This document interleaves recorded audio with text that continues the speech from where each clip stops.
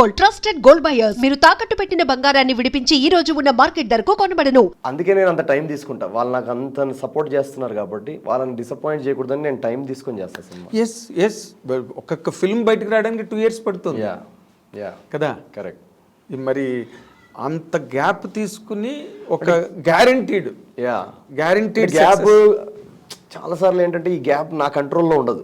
ఈ గ్యాప్ నేను ఎందుకంటే ఇప్పుడు జాతిరత్నాలు అనేది రిలీజ్ అయ్యి March 2020 రిలీజ్ అయ్యే టైంకి పాండమిక్ అనౌన్స్ అయ్యి 1.5 years సినిమా ఆగిపోయింది. అవును, ఆ గ్యాప్ అందుకే వచ్చింది అక్కడ.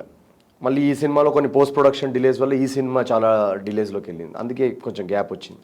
సో గ్యాప్ అనేది అన్ని ఫ్యాక్టర్స్ మన కంట్రోల్లో ఉండవు. సో నేనేదో కావాలనేది కాన్షియస్గా తీసుకున్న గ్యాప్ కాదు అది. అది అలా అయింది అంతే. బట్ డెఫినెట్గా ఒక ఆడియన్స్కి ఎక్సలెంట్ క్వాలిటీ ఫిల్మ్ ఇవ్వాలనే ఇంటెన్షన్తో ఆ ప్రాసెస్లో మాత్రం నేను టైం తీసుకుంటాను. కథ వెతకడం దగ్గర నుంచి కంటెంట్ సర్చ్, దెన్ దాని తర్వాత ఆ కంటెంట్ రైటింగ్ ఇంకా ఎలా బెటర్గా చేయొచ్చు, ఇంప్రూవైజేషన్ ఎగ్జిక్యూషన్ ఎలా చేయొచ్చు, దాన్ని writing wise screen play wise దాని ఎగ్జిక్యూషన్ ఎలా బెటర్గా చేయొచ్చు, ఈ మొత్తం ప్రాసెస్. ఎందుకంటే నేను గట్టిగా నమ్మేది లైఫ్లో ఏంటంటే రిజల్ట్ మన చేతిలో ఉండదు, అదే ప్రాసెస్ మన చేతిలో ఉంది. ప్రాసెస్ మంచి. సో ఆ ప్రాసెస్ అనేది మనం as much as possible perfection చేయాలి దాంట్లో అనేది నా ఫిలాసఫీ. అంటే ఓన్లీ సినిమా అనే కాదు, ఏదైనా లైఫ్లో ఎనీ టాస్క్, మనకి ఏ టాస్క్ ఇచ్చినా దాన్ని పర్ఫెక్ట్గా మన కేపబిలిటీస్కి ఉన్న పర్ఫెక్షన్ అచీవ్ చేసేసి పక్కనకి వెళ్ళిపోవాలి. ఎగ్జాక్ట్లీ.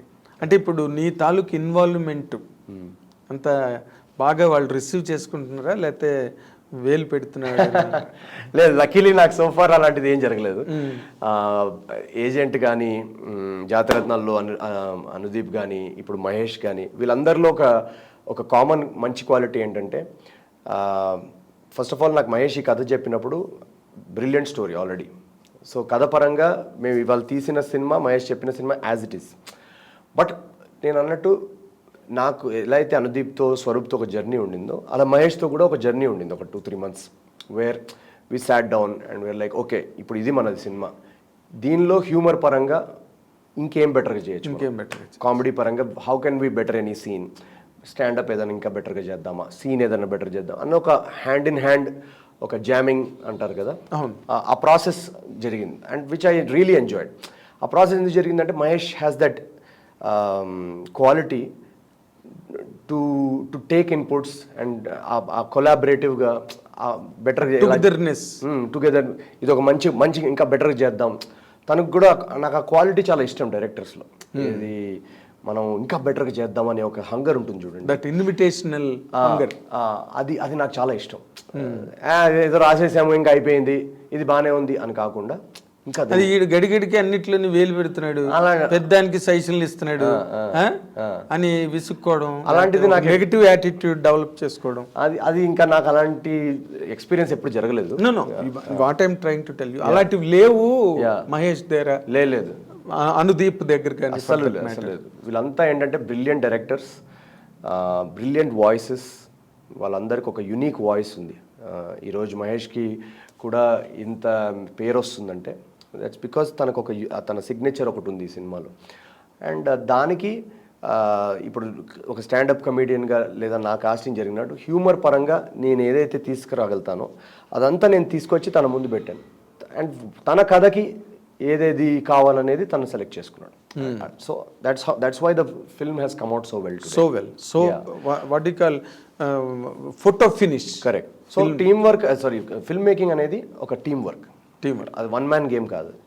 సో ఆ టీమ్ వర్క్ అనేది రైటింగ్ లెవెల్లో కావచ్చు, ఎగ్జిక్యూషన్ లెవెల్లో కావచ్చు, అందరూ యాజ్ ఎ టీమ్ పనిచేసి ఒక మంచి ప్రోడక్ట్ ఇవ్వాలి ఆడియన్స్. బట్ బేసికల్గా కథ దగ్గరే కదా అంత ఫైనలైజ్ అయిపోయింది, ఆన్ పేపరే. అవును, అంతా కూడా. కాబట్టి ఆ ప్రిలిమినరీ స్టేజ్ వర్కే చాలా ఇంపార్టెంట్. అవును కదా. అవును, మేమంతా అది ప్రాపర్గా ఫైనల్గా అందరూ హ్యాపీ అయ్యి ఒక డ్రాఫ్ట్ బౌండ్ స్క్రిప్ట్ వచ్చిన తర్వాతే సెట్కి వెళ్ళాం. సో నార్మల్గా ఇప్పుడు నువ్వు రైటర్ కూడా, ఏజెంట్ శ్రీనివాస్ ఆత్రేయకి టైటిల్ కూడా మేము ఎక్నాలెడ్జ్ చేసినట్టున్నారుగా, writer screenplay.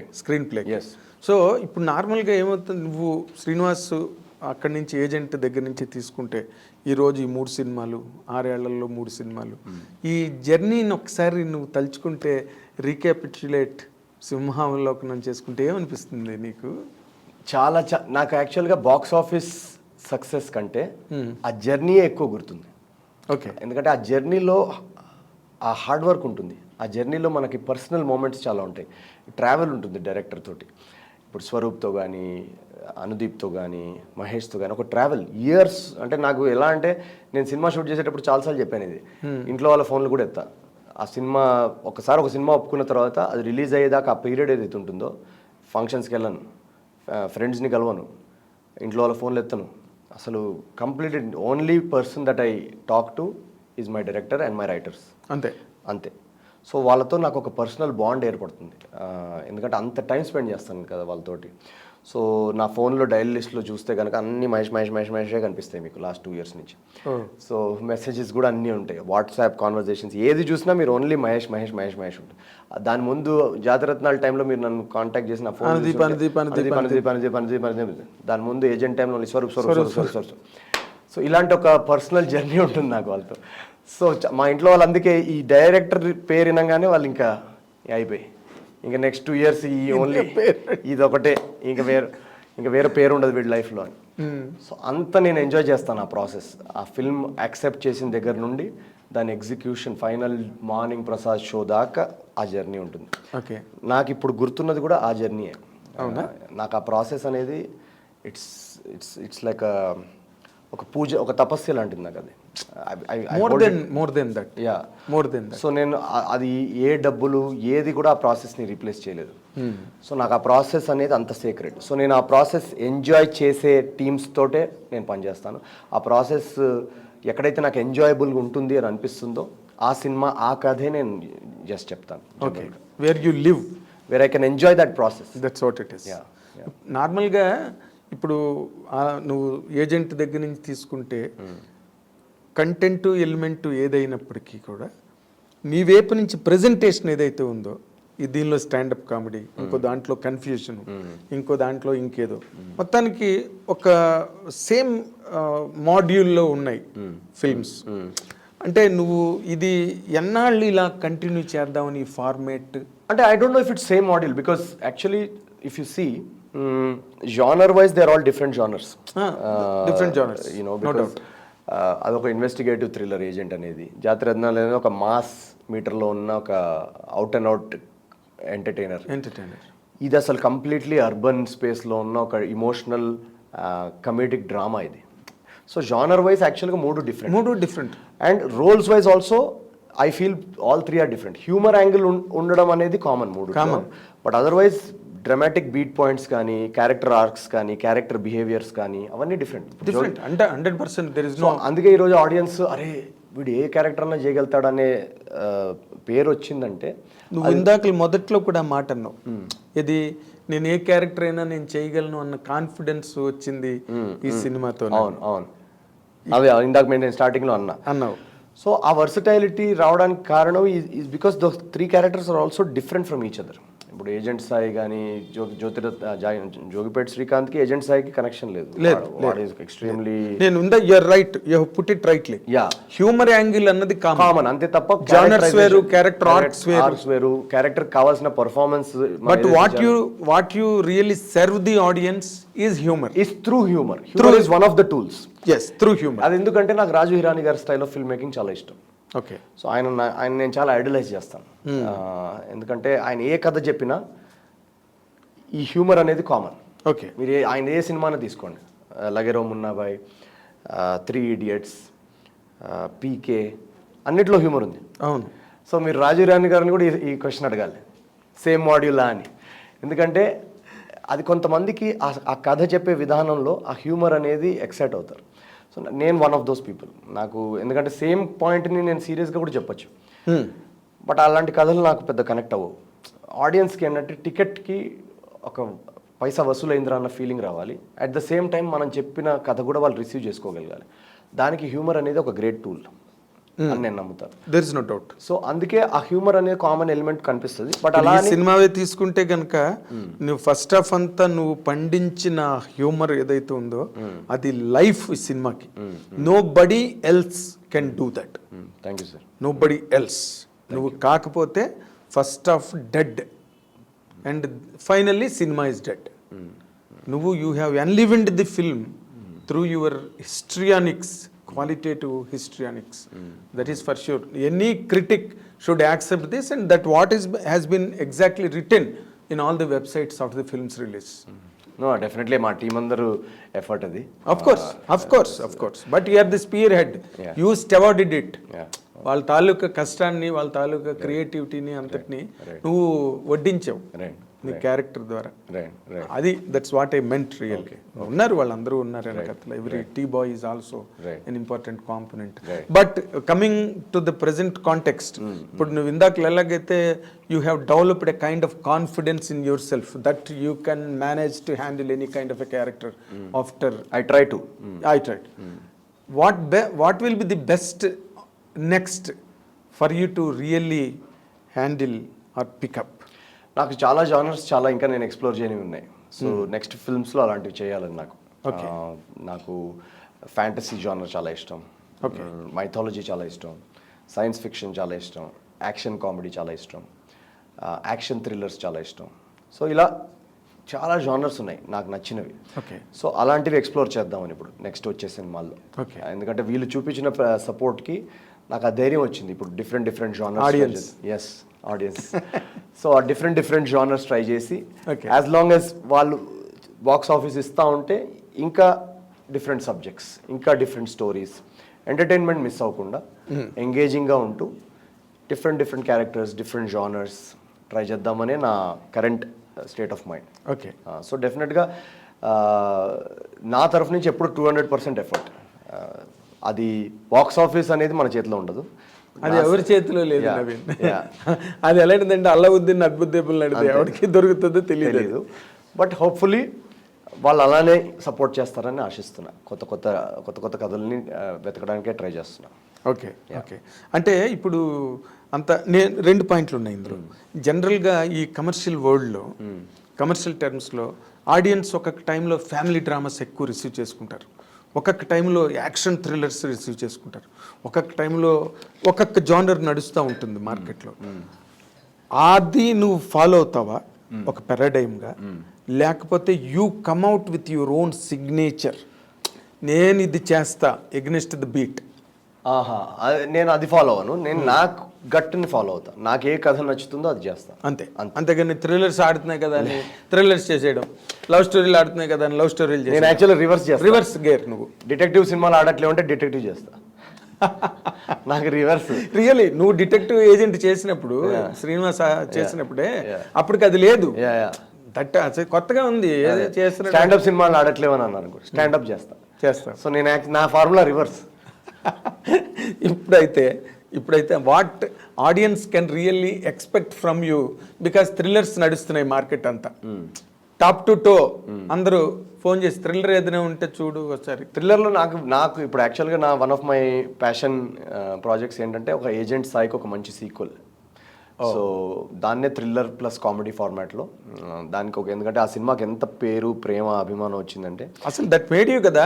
So fans నుంచి ఒక రిక్వెస్ట్, చాలా ప్రెషర్ ఉందా ఏజెంట్ సాయి అనేది నెక్స్ట్ కేసు ఏంటి అని. సో మేము కూడా వెతుకుతున్నాం ఆ నెక్స్ట్ కేసు. కొంచెం ఏజెంట్ సాయి ఫస్ట్ పార్టర్ వచ్చిన తర్వాత క్రైమ్ తగ్గిపోయింది, అందుకే మాకు క్రైమ్ కేసులు దొరకట్లేవు. సో డెఫినెట్గా అది one of my dream projects. అదే అప్పుడు డిటెక్టివ్స్ ఎక్కువ పెరిగారు, ఇప్పుడు స్టాండప్ కమెడియన్స్ పెరిగేటట్టుగా. హోప్ఫుల్లీ స్టాండప్కి డెఫినెట్గా ఒక సపోర్ట్ అనేది ఈ సినిమా అయితే నేను చాలా హ్యాపీ. ఎందుకంటే తెలుగులో స్టాండప్ బ్లో అప్ అవ్వాలని నా one of my things. Exactly. అది తెలుగు ఎలా అయితే ఇప్పుడు Hindi comedians, Tamil comedians shows చేస్తున్నారో, తెలుగు కమెడియన్స్ కూడా ఆడిటోరియంలో నింపాలి, వాళ్ళందరూ షోస్ కూడా ఫుల్ అయితే I will be very very happy. And your struggle will find a meaning to become an actor. Yes. Really, ఎందుకంటే ఆడియన్స్ కూడా నీలాంటి కెరీర్స్లో సక్సెస్ని వాళ్ళు కూడా ఎక్కువ ఎంజాయ్ చేస్తారు. For example first and foremost megastar Chiranjeevi గారు, నెక్స్ట్ రవితేజ, నాని, అండ్ నందిలెస్ నవీన్ పోల్శెట్టి. నాకు మీరు ఈ పేర్లు చెప్తుంటే యాక్చువల్గా కోయిన్సిడెంటలీ మెగాస్టార్ చిరంజీవి గారు అండ్ రవితేజ గారు ఇద్దరు సినిమాని చూసి సపోర్ట్ చేశారు. మాకు ఫస్ట్ ఆడియన్స్ రివ్యూ ఇచ్చింది చిరంజీవి గారు. సో నేను నా జర్నీ ఆయన జర్నీతో ఒక రిఫ్లెక్ట్ చేసుకుంటాను, అంటే నాకు ఇన్స్పిరేషన్గా తీసుకుంటాను ఆయన జర్నీ. ఎందుకంటే ఆయన ఒక రోడ్ మ్యాప్ వేశారు. ఎందుకంటే ఆయన ఆ రోడ్ మ్యాప్ వేయకపోయి ఉంటే ఆ ధైర్యం వచ్చేది కదా. That you can come from anywhere and still become top actor అనేది ఒక పాత్ వేశారు ఆయన. Yes set the example. Yes. So ఆ ధైర్యం వేశారు కాబట్టి నేను ఇన్స్పిరేషన్గా తీసుకుంటాను. నాలాంటి చాలామంది వచ్చి స్ట్రగుల్ అయ్యి చేయగలమనే ఒక బిలీఫ్. ఎస్. నేను ఆయనకు అదే చెప్పాను ఆ రోజు కలిసిన రోజు. అండ్ తను కలిసిన తర్వాత ఆయన 2 hours మాట్లాడారు మా సినిమా గురించి. 2 hours మెగాస్టార్ గారు టైం. నేను ఫస్ట్ టైం ఆయన కలవడం. అంతకుముందు ఎప్పుడు కలవలేదా? ఎప్పుడు కలవలేదు. సో 2 hours టైం ఇస్తారంటే మీరు నమ్ముతారా అసలు? నేను అండ్ ఆయన పర్ఫార్మెన్స్ గురించి ఎంత బాగా చేసావు, అద్దరగొట్టేసావు, this is going to be a smash hit for sure, ఇవన్నీ చెప్తుంటే నాకు షివరింగ్. మరి అసలు ఏంటి అదే, ఇది కళా నిజమా? కాదు, మన వాళ్ళు ఒక సామెత చెప్తారు, అన్నప్రాసన నాడే ఆవకాయ పెట్టారని. ఫస్ట్ మీటింగ్ లోనే ఫస్ట్ మీటింగ్ ఎప్పుడైనా ఎలా ఉండాలి? Hello, nice to meet you, ఇలా ఉంటే మనం తట్టుకోగలుగుతాం. ఫస్ట్ మీటింగ్లోనే ఆయన పర్ఫార్మెన్స్ ఇంత పొగుడుతుంటే, అని ఒక్కొక్క సీన్ ఒక్కొక్క ఎక్స్ప్రెషన్ గురించి మాట్లాడుతున్నారు ఆయన. నాకు అబద్ధ జబ్బా okay sir, thank you sir అని చెప్పేసి వచ్చాను. దాని తర్వాత రవితేజ గారు, అసలు రవితేజ గారిని నేను సినిమాకి ముందే కలవడం జరిగిందనమాట. ఆయన కూడా ఎక్స్ట్రీమ్. నేను నవీన్ నీ వర్క్ చూస్తున్నాను, ఫ్యాంటాస్టిక్ పర్ఫార్మెన్సెస్. అండ్ మొన్న ట్విట్టర్లో ట్వీట్ కూడా పెట్టారు, Naveen Polishetty comes up with another breakthrough performance అనగానే నేను ఆ ట్వీట్ ఒక 10 సార్లు చదివాను ఆ రోజు. రాత్రి నిద్రపోకుండా అదే చదువుతా ఉన్నారు, రవితేజ గారు పెట్టారా ఇది. సో నాకు వీళ్ళిద్దరు జర్నీస్ అంటే నాకు I really look up and respect their journey. And I have drawn inspiration from their journeys. Yes. So it's a great moment for me that they have seen the film and applauded it. Exactly. Applauded the performance. నాకు అదొక స్ఫూర్తినిచ్చింది, ఒక motivation, ఒక ఎనర్జీనిచ్చింది. Energy boost is secret of my energy లాగా. 100%. అంటే తర్వాత చిరంజీవి గారు చూడడం, తర్వాత రవితేజ గారు చూడడం, ఈ సినిమాకి 2 అడిషనల్ పాయింట్స్ స్కోర్ చేసింది సినిమా పబ్లిక్ పాయింట్ ఆఫ్ వ్యూలో. రైట్. ఇప్పుడు నువ్వు నెక్స్ట్ ఇక్కడి నుంచి ఒక లీప్ వేసినప్పుడు, ఇప్పుడు ఏ రకమైన ప్రతిబంధకాలు లేవు, కరోనాలు లేవు, ఇంకోటి లేదు. Right. In your perception, how long will it take more for you again to hit the screens? ఈ 2 years గ్యాప్ ఉండవు లేదు ఇంకా. అంటే మన కంట్రోల్ లేని ఏదన్నా అబ్స్టకల్స్ వస్తే మనం ఏం చెప్పలేం. కానీ అంటువర్డ్గా ఏమైనా జరిగితే, ఇప్పుడు కొన్ని చెప్పాను కదా, అన్ని ఫ్యాక్టర్స్ యాక్టర్ చేతిలో ఉంటుంది. సో చాలా లిమిటెడ్. ఒక ఫిల్మ్ అనేది 24 డిపార్ట్మెంట్స్ పనిచేస్తూ ఎగ్జిక్యూట్ చేస్తున్నారు. సో ఏ ఫ్యాక్టర్లో ఏ డిపార్ట్మెంట్లో ఎక్కడ డిలే వస్తుందో మన చేతిలో చెప్పలేం. బట్ నా ఇంటెన్షన్ ఇస్ సంవత్సరానికి ఒక 2 అన్న దింపాలి. That is the paradigm that Chiranjeevi, megastar Chiranjeevi garu has always followed. ఆయన 2 సినిమాలు రిలీజ్ అయ్యేవి, 3వ సినిమా ముహూర్తం జరిగేది. That was the custom. Correct. ప్రొడ్యూసర్లు నేను డెఫినెట్గా మా ఫ్యాన్స్కి ఎక్కువ దూరంగా ఉండడం నాకెందుకు ఇష్టం ఉంటుంది, వాళ్ళని తొందరగా వచ్చి అలరించాలనే నాకు కూడా ఉంటుంది. బట్ కరెక్ట్ స్క్రిప్ట్ తోటి, కరెక్ట్ ఫిల్మ్ తోటి రావాలి. అది ఎస్. ఇప్పుడు జాతిరత్నాలు వచ్చిన తర్వాత ఈ యంగ్స్టర్స్ కుర్రాళ్ళు కథలు చెప్పడానికి, ఇప్పుడు నీలాగా నువ్వు ఎలాగైతే స్ట్రగుల్ అయ్యావో అలాగ అందరూ కథలు చెప్పడానికి తిరుగుతుంటే, నేను 2-3 ఆఫీసుల్లో చాలా ప్రామినెంట్గా విన్నా, జాతిరత్నాలు లాంటి స్క్రిప్ట్ ఏదైనా ఉంటే పట్టుకురావచ్చు కదా ఏదైనా అని అడగడం. They are not taking care of the voice new creation. అరే వీడేదో న్యూ కొత్తగా క్రియేట్ చేసాడే అని దానికి అవకాశం ఇవ్వకుండా, అరే నవీన్ పోలిసి ట్యాగ్ చేసాడు కదా, జాతిరత్నాలు స్క్రిప్ట్ పట్టురావయ్యా అంటే ఛాన్స్ వస్తుంది అని అనే ట్రెండ్ ఎంతవరకు కరెక్ట్ అంటావు ఇండస్ట్రీలో? ఏమో, అంటే వాళ్ళ ఎవరి ఒపీనియన్ వాళ్ళదండి. సో ఎవరు ఎలాంటి సినిమా తీస్తారనేది నేను చెప్పలేను. బట్ నేను ఇందాక అన్నట్టు అలాంటి ట్రెండ్ కంటే నేను కథలో ఏంటి, ఇప్పుడు మహేష్ నాకు ఈ కథ చెప్పినప్పుడు తనలో నాకు ఒక ఆనెస్టీ కనిపించింది, తనలో ఒక యునీక్ వాయిస్ కనపడింది, తను చెప్పాలనుకుంటున్న పాయింట్ చాలా యునీక్ అని తెలిసింది, అండ్ తనకి కథ మీద ఒక క్లారిటీ ఉందని అనిపించింది. సో అలాంటి కథ ముందు వచ్చిందా లేదా, అండ్ అలాంటి కథ చాలా రోజుల నుంచి రాలేదని కూడా అనిపించింది నాకు. సో దీనిలో రిస్క్ ఫ్యాక్టర్స్ చాలా ఉన్నాయి ఈ కథలో. అసలు అలా ఈ పాయింటే రాలేదు ఎప్పుడు. Complete risk, taboo. Correct. Taboo rather బూతు. సో ఈ ట్రెండ్, నా 3 సినిమాలు యాక్చువల్గా రిస్క్ ఫ్యాక్టర్సే. సో ఈ ట్రెండ్ అనేది నాకు పెద్ద తెలియదు, కానీ నాకు నచ్చిన సినిమా నేను చేస్తాను. సో అది వాళ్ళు ఆదరిస్తున్నారు అనేది నా అదృష్టం. ఓకే. అంటే ఇప్పుడు వరకు నువ్వు చెప్పిన దానిలో అంతా ఎంతసేపు కెరీరు, కమోషను, స్ట్రగులు, తిట్లు చివాట్లు ఇంటి దగ్గర ప్రెజర్స్, ఇవే నువ్వు ఇంతవరకు నీ నోట్లోంచి ఇంకొక మాట రాలేదు. ఏదైనా ఎక్కడైనా ఒక లవ్ అని, ఒక రొమాన్స్ అని, లేదా ఎక్కడైనా ఒక గర్ల్ ఫ్రెండ్ ఉందండి. నాకు లవ్ ఉంది కదా. ఉందా?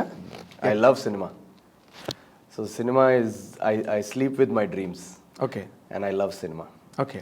సో నాకు బాంబే స్ట్రగుల్లో నాకు అర్థమైంది ఏంటంటే ఇది ఒక ఇంపాసిబుల్ డ్రీమ్ నాకు. ఈ మిషన్ ఇంపాసిబుల్ ఈ మిషన్ ఇంపాసిబుల్ని అచీవ్ చేయాలంటే చాలా డిస్ట్రాక్షన్స్ లైఫ్లో ఏదైతే ఉంటాయో అన్నీ తీసేసేయాలి. So it requires lot of sacrifices. భీష్ముడు అంతే. ఓన్లీ ఫోకస్ ఇస్ యువ భీష్ముడు. అర్జునుడు స్టోరీ మీరు వినే ఉంటారు. పక్షి కన్ను కనిపించింది. ఏం కనిపించిందంటే పక్షి కన్ను కనిపించిందండి. అది అలా ఆ పక్షి కన్ను నాకు సినిమా. ఓకే. నాకు ఇంకా వేరే ఏది కనబడదు. ఓకే. నీకేది కనబడదు, నువ్వు చాలా మందికి కనబడతావు కదా. అయి ఉండొచ్చు. దాన్ని కూడా రూల్ అవుట్ చేస్తున్నావా? ఏమో నాకు తెలియదు. నా అటెన్షన్ వరకు కూడా రాలేదా? ఏమి మేబీ నన్ను భరించడం ఈజీ కాదు. ఎందుకంటే నేను ఇప్పుడు ఒక అమ్మాయితో డేట్ మీద ఉన్నాను అనుకోండి, సడన్ గా మా డైరెక్టర్ ఫోన్ చేసి రేపటి సీన్ బాగాలేదు కొంచెం బెటర్ చేయాలనుకోండి, నేను కాఫీ కప్ తీసి అమ్మాయి చేతులు డేట్ అక్కడే క్యాన్సిల్ చేసి వెళ్ళిపోతాను. ఎంత అందమైన అమ్మాయినా ఉండండి. అంతేనా? సో నేను కరెక్ట్ కాదు. అయితే నువ్వు వరంలా కనిపించే శాపం. అంతేనా? అంతే. సచిన్ టెండూల్కర్ ఒకసారి ఇంటర్వ్యూలో చెప్పారు, ఆయనకి వాళ్ళ వైఫ్ తోటి చాలా సపోర్ట్ వచ్చిందంట. ఎందుకంటే ఆయన 18 hours అప్పుడప్పుడు జస్ట్ క్రికెట్ బ్యాట్ ఇంట్లో కూర్చొని కూడా బ్యాట్తో ప్రాక్టీస్ చేస్తూ ఉంటారు అనమాట స్టార్టింగ్ ఫేజ్లో. కానీ ఫార్మేటివ్ ఇయర్స్. యా. సో ఇప్పుడు ఏఆర్ రెహమాన్ గారు ఉన్నారు, ఆయన every time he's in that zone of music. So అలా నాకు యాక్టింగ్, సినిమా, స్టోరీ టెల్లింగ్ అనేది నాకు ఒక జోన్. అది నేను మరి సరే అతను బ్యాట్ పట్టుకుని అలా తిప్పాడు, ఓకే, అదంతా పెళ్ళి అయ్యాక. లేదండి, సచిన్ టెండూల్కర్ గారు ఎప్పుడు 6 years నుంచే కదా హీస్. Of course. సో అది ఎలా ఉంటుందంటే అది ఒక రియాజ్ లాంటిది. Every day you wake up you do that, right? అలానే నాకు ఇది ఒక రియాజ్ లాంటిది.